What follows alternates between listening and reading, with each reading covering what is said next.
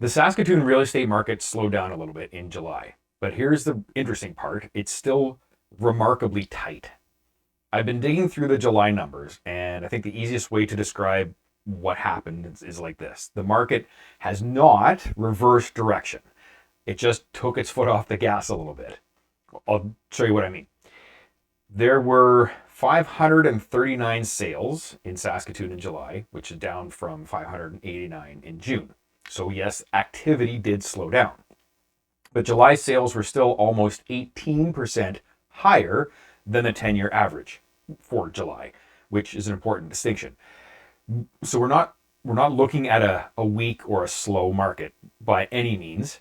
We're looking at a very active market that has eased off from the pace we saw earlier in the year. The second number I'm watching is the months of supply. This one tells us a lot. Months of supply increased from about 1.56 months of supply back in June to 1.72 months in July. Okay, so what does that mean? Well, it means that buyers have a little bit of breathing room, a little bit more than they did earlier in the year. But 1.72 months of supply is still very, very low and still really tight. There still aren't a lot of homes available relative to the number of people that are looking to buy. And so another number we'll talk about here is the price. The benchmark price was $447,600 in July, which compared to $448,400 back in June. So only an $800 difference. So essentially the same. It's been flat over June and July, which is kind of interesting because after several months of upward pressure on the prices, we're now seeing sales slow down a little bit. Supply is starting to creep up a little bit and prices have leveled off.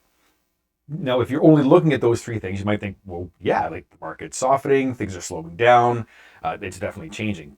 But it isn't. It's it's a little shifty that way. If you look out a little bit, if you zoom out, it's not what the data is telling us. Sales are still well above the 10-year average and supply is still historically tight.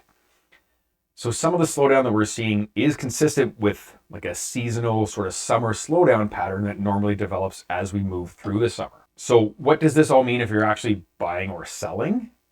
So for buyers, conditions are a little bit better than they were back in the spring.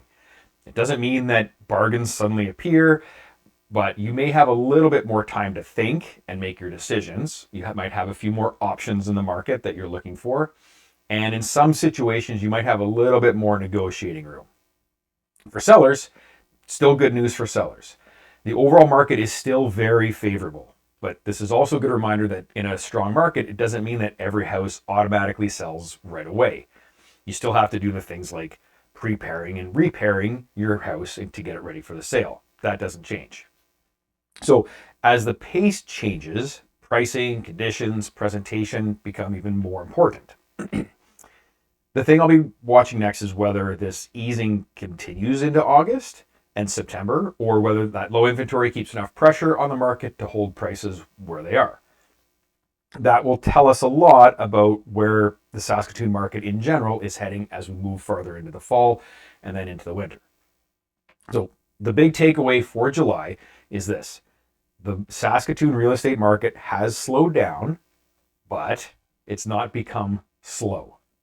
If there's something happening in the Saskatoon real estate market that you're curious about, please send me the question. There's a pretty good chance that I've got the data to dig into it for you.